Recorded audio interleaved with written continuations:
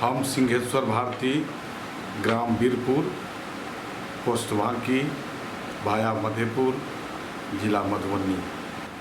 Aditya music centre में हम आइ उपस्थित छी।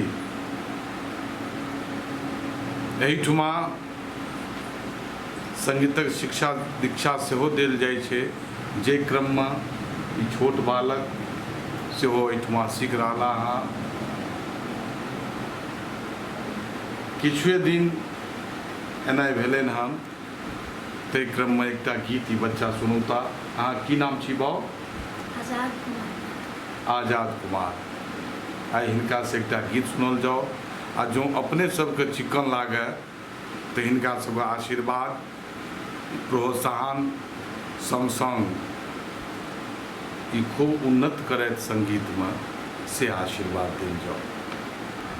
हम आजाद कुमार अहाँ सबके मिथिलावासी के दोनों हाथ जोड़ के प्रणाम करै छी, और हमर ओतेक स्वर अच्छा नहीं है, लेकिन जेहन भी है अहाँ सबके आगे में प्रस्तुत करै छी।